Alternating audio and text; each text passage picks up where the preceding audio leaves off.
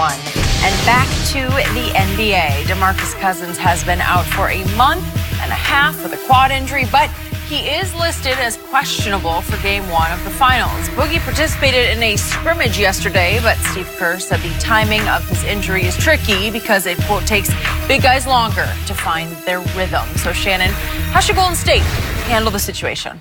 I wouldn't mess with it. They're playing too well, Skip. And it would be easier to incorporate KD than Boogie. Fair. Because, Skip, Boogie greatly changes their offense. KD, yeah, he changes it somewhat because he could be a great ISO player, but Boogie really needs the ball to be beneficial. And that means if Boogie has the ball, guess who doesn't? Yep. Steph, Clay. I wouldn't, Skip, it's hard for an athlete. You want to be out there, and Boogie has waited for this moment. He waited all these years to get to the playoffs. Now he's on the grandest stage, and he's injured. And you want to be accommodating as a head coach. This is why they make the big bucks. Everybody thinks it's about X's and O's, but it's how do I placate these personalities? How do I blend this? So now Steve Kerr must make that $7, $8, $9 million a year that he's getting paid to make a decision on this. Skip, I wouldn't mess with it. I'm sorry. I know, Boogie, you might, we don't know what's going to happen with you moving forward. But this is an opportunity for me to win a championship, and I wouldn't tinker with it. This is why I think Steve Kerr is sitting on the hottest seat in all of sports, and he's got the favorite in the NBA Finals.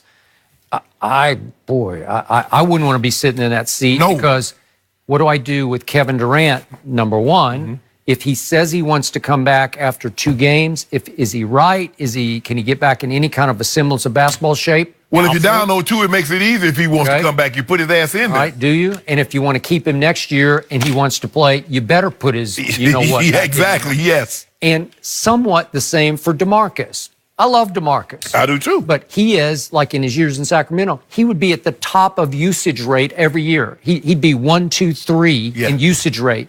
He needs the basketball. The offense goes through him. Right. He has always been the center of attention, literally the center of attention, wherever he was in Kentucky or going back to high school, was in Birmingham or in Alabama. Mobile, I think it was. And he's always been the superstar. And now you're going to say, hey, DeMarcus, I need you to play 7 minutes tonight. When Steph rests, I need you to come in and give us a little quick pop on offense and maybe play some defense for us.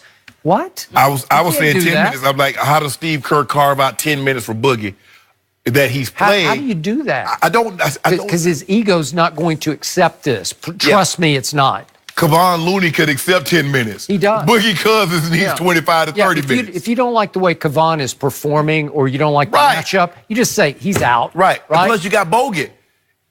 You got Bogut. Like I said, with the way they're going along, Skip, I mean, they're looking as good over the last 5 games as they looked at any point in time during the season, and that's with Kevin Durant. I don't know how you bring Boogie and incorporate him into that mix and say, you know what, hey, we're not going to miss a beat. I just don't know how you do it. I don't either. I don't know how you placate his ego because I'm sure the biggest shock to Steve Kerr was usually I thought he ruptured his quad. Yes, I did. Well, it had to just be torn, right? Because Tony Parker last year, I know you hate the story, but 2 years ago, he ruptured it. Yes. It tore in half. Yes. It's a 6-month rehab, and he rushed that back. Right. But now, the last game DeMarcus played was April 15th, and now he's saying, Coach, put me back in. I'm ready to go. Like 9 weeks, 9.5, 10 weeks. Okay. What are you doing?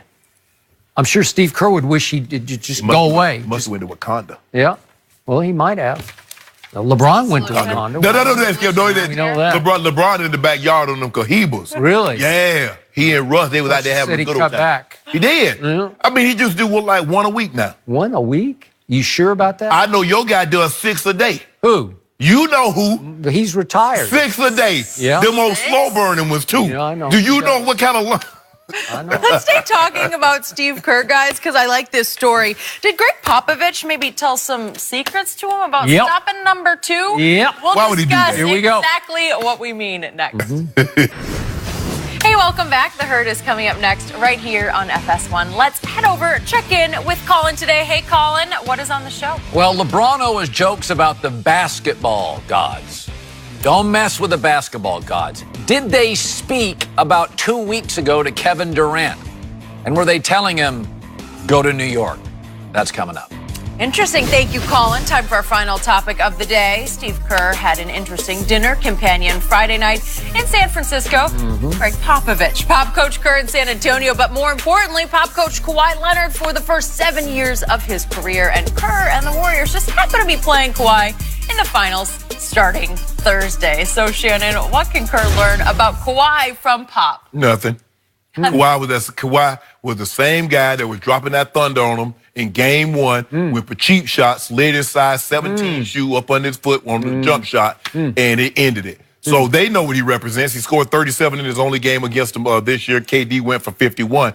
So he knows what Kawhi represents. There's no insight that Coach Pop can provide that Steve Kerr doesn't already know. I disagree because Greg Popovich loves Steve Kerr like a son, and he does not love what number 2 did to his franchise.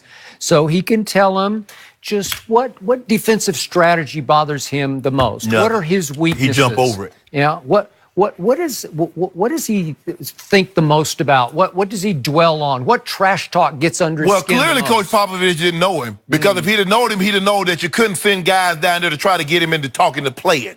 So he surely didn't know him as well as he thought he did. By that time, he was a lost cause. No, he was never a lost Uncle cause. Dennis, his new advisor, wanted him out of San Antonio. So no matter what would have been said from that point on, it was over. I want him away from guys that's going to attack him. I don't want teammates. I don't want teammates that's going to attack me. Well, what makes him tick? I'll bet you that Greg Popovich told Steve Kerr everything basketball-wise that makes him tick or not tick. Nothing. Why? They don't know what makes Kawhi tick. Yeah, they do. Kawhi doesn't even know what makes Kawhi tick. Kawhi just doing what he do. Really? Yep. Well, Gonna he might give it not to be him. able to do it quite as much. We will find out. You want something on game one? Way to go. No, I already told you he was going to win. I said Toronto's going to win game one. Well, I got the Warriors, so we're going to have a little bet. Really? Okay, we can do A little that. bet. That is it for us. We'll be back tomorrow morning at 9:30 Eastern. Right now, Colin tells you why something just doesn't feel right about KD on the Warriors. The herd starts right now. Undisputed.